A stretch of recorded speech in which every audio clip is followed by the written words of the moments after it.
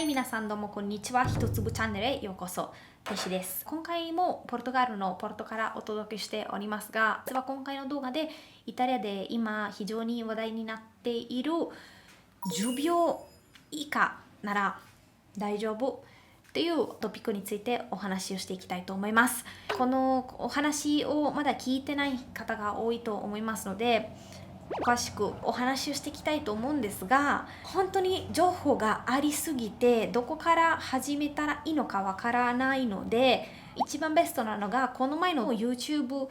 で出てきたコメントからスタートしたいと思います。私のこの前の動画で一人の視聴者がイタリアで10秒未満なら体をまさぐっても刑法上セーフという BBC 記事が驚きを持って伝えられています。本当なんでしょうかというコメントでございます。こちらのコメントからイタリアで10秒未満なら体をまさぐっても刑法上セーフとありますけれども、何が起きましたからスタートしましょう。説明するのには新聞記事で出てることではなくて審判というものを後ほど読みます。本当にざっくりに言いますと、イタリアの学校で働いている一人の男性が17歳の女性を5秒から10秒までお尻の方を触ったということですね。彼女のストーリーに従うと、その彼が下着の中に入って触られたって言っている一方で、彼がそこまでやってないんですけれども、ズボンの外から彼女を触りましたって言ってます。事実としては17歳の女性が学校で働いている人に痴漢されたというお話ですね。彼女がこの出来事、起きたことを訴えて裁判がありました。裁判所で最終的に審判がありました。その男性が無罪だとされました。そこで大話題になりました。なぜ無罪にされたのか、持病の話だったりとか、イタリアで国内でなぜそういうのがあったのに男性が無罪とされたなんてっていう話題が始めました。でこのストーリーをちゃんと分かるのには、まずイタリアの学校で働いているビデロという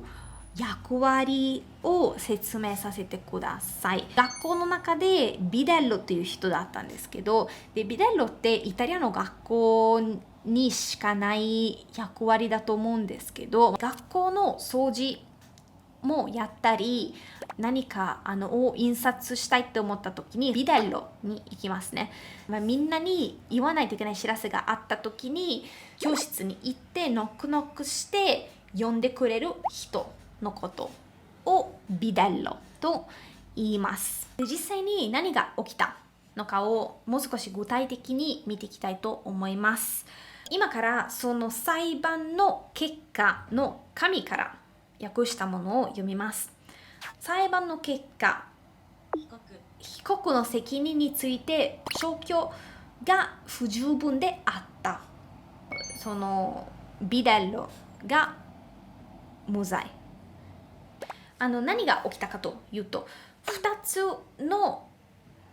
番があります。17歳の彼女のストーリーとビデロ彼のストーリーがあります。まず彼女のストーリーですね。午前9時40分頃は友人の BB と一緒に学校に行った。1階に到着し、ズボンを履いていると後ろから手が入ってきた。下着の中に手が入ってきた。最初はお尻に触れ、次にパンティを掴んで引き上げた。5秒から10秒ぐらいだった。それが自分の友人であることと確信したが、振り向くと被告がいた。17歳の彼女はもうショックを受けて何も言わずに教室に向かった。彼女がすぐにそのストーリー、それが起きたのをさまざまな先生方とか友達にお話しして、授業が終わってカフェに行った時に被告は彼女に近づいてお話をしようとした。彼女がそれを拒否すると声を荒げて、それが起きた時に彼女の友達もいて、起きたことを消去したんですね。彼の話は彼女の尻を触ったことは触ったんですけれども、ズボンを上の方に持ちようとしてた彼女を見かけて、彼女のズボンを引き上げようとして冗談として触ったっていうようなことを言いました。なので基本的には事実としてはお尻が触られましたということですね。それは裁判も認めていることです。裁判の結果を読みますと、何が書かれているかっていうと、客観的に性的暴力がありましたと言ってますね。ただ、これによりますと、それを犯罪になるためには客観的な要素だけではなくて主観的な要素も必要だっていうことですね。例えば私がもしここにシミがあったとしたら、で友達がここにシミがありますって言われてきたら、そこで性的暴力をしようと思っていなかった。すぐ暴力とされることができないというケースもあると言いますので、客観的な理由と主観的な理由が両方あるべきというふうに言われています。ただ今回のケースの場合は客観的に、それがありました。この出来事起きたこと自体が痴漢。法律上でも、その5秒とか10秒とかその時間は関係なく、本当に短くても1秒でも法律上で反対な痴漢行為となっていますというふうに言われていますね。ここの裁判の結果の中でも困ったことが書かれてますけれども、訳します。その被告が無罪だとされた理由を今読み上げます。公衆のところでそれが行われていた。または行為の唐突さ、淫乱の意図がなさそうだった。彼の目標としては会員とかそういった情が特に感じていなかったということを言ってますけれども、もう一つはこれはねまた困った文章なんですが、従って戯れ行為、彼すると冗談だった。戯れ行為なんかやりましたけれどもちょっと冗談だった。で冗談だったっていう弁護側の主張は場所の性質や生徒と生徒の関係からそれが行われた背景において確かに不適切であります。裁判の結果的に不適切でしたが、冗談だったから短かったし、そんなにもっとやろうとはしなかったから許せますという結果となってしまいました。なので一番最初の質問に戻りますと、イタリアで10秒以下の痴漢をしたら合法なのかって聞かれたら合法ではないですね。今回の裁判の結果を読んでもやっぱり短くても性的暴力として考えられるケースもあります。今回の裁判の中でも被告が無罪だとされた一番大きな理由としては、彼の気持ち的に性的暴力をしようと思ってなくて冗談だったって言ってるからですね。